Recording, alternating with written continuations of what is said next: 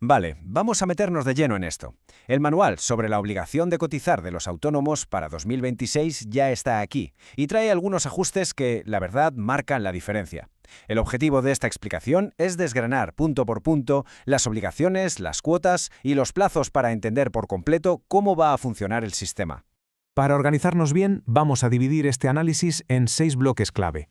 Arrancaremos con la regla general de cotización, pasaremos a las excepciones a la cuota y luego entraremos en el cálculo y los tramos para este 2026. Después veremos la flexibilidad y las fechas clave, desglosaremos los porcentajes exactos y por último cerraremos con el régimen sancionador. Un mapa bastante completo de la anatomía de esta cuota. Empezamos por el principio, la regla general de cotización, es decir, los cimientos de todo este sistema. La base fundamental de esta normativa es que la obligación de pagar está ligada directamente a los rendimientos netos anuales. Hablamos de una cuota mensual que tiene que abonarse dentro de ese mismo mes sin falta. Además, la norma es súper estricta con los tiempos. La obligación nace justo el primer día del mes en el que se inicia la actividad y solo termina el último día del mes en el que se produce la baja, todo el mes completo. Pasamos al bloque 2, las excepciones a la cuota. Básicamente toca saber en qué situaciones específicas la ley permite no pagar. Y esto nos lleva directamente a una de las preguntas literales del manual. ¿Cuándo deja de pagar la cuota el autónomo? Es una duda absolutamente vital, con respuestas muy claras. Vamos a contrastar dos situaciones muy habituales. Por un lado, ante una baja médica o incapacidad temporal, la obligación de pago se detiene, pero ojo, a partir del día 61 de estar de baja. Por otro lado, en situaciones de nacimiento y cuidado de un menor, la cosa cambia por completo. Ahí se aplica una bonificación del 100% de la cuota. Y un detalle tremendo a tener en cuenta. Para disfrutar de esa bonificación total, la ley ya no exige contratar a un trabajador sustituto. Vamos al tercer punto donde entran en juego los números, el cálculo y los tramos para 2026. Las matemáticas detrás de la cuota. Antes de nada, el manual establece una deducción genérica del 7% en concepto de gastos generales que se aplica sobre los rendimientos netos. Eso sí, cuidado con este detalle, porque esa cifra baja al 3% si hablamos de autónomos societarios.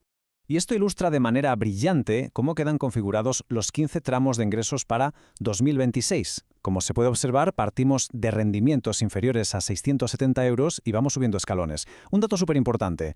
Respecto al año anterior, las cuotas son prácticamente las mismas. La única variación matemática real es un ligero aumento del 0,1% en la parte correspondiente al mecanismo de equidad intergeneracional. Pasamos al cuarto bloque, flexibilidad y fechas clave. ¿Cómo ir ajustándose a la realidad económica del año?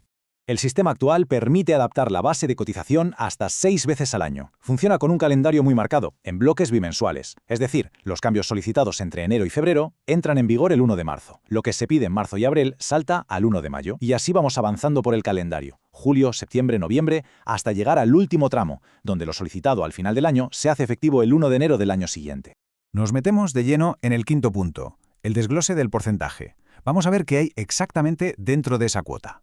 31,5%.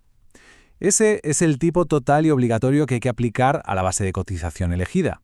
Es un porcentaje fijo, innegociable y es lo que va a determinar el importe mensual final. Pero ese 31,5% no es un simple número al azar, se divide en 5 partidas muy concretas. El trozo más grande del pastel son las contingencias comunes, con un 28,30%. Después, un 1,30% va a contingencias profesionales y un 0,90% nutre la protección por cese de actividad. Una pequeña fracción del 0,10% se destina a formación profesional. Y finalmente, el mecanismo de equidad intergeneracional absorbe el 0,90% restante. Y llegamos al sexto y último bloque, el régimen sancionador. Las consecuencias económicas de los retrasos. Aquí, las penalizaciones son rápidas y contundentes. Si hay un retraso pero se abona dentro del primer mes natural, se aplica un recargo reducido del 10% sobre la deuda. Sin embargo, si nos pasamos al segundo mes, entra en juego el recargo estándar y el castigo salta directamente al 20%. Entonces, el punto crucial es entender cómo y cuándo se suman los intereses de demora. Aunque se empiezan a generar de forma inmediata, justo al día siguiente de vencer el plazo, no se exigen formalmente hasta pasados 15 días desde que se recibe la notificación de apremio. Y atención a la fórmula. Se calculan aplicando el interés legal del dinero vigente, más un añadido nada despreciable del 25%.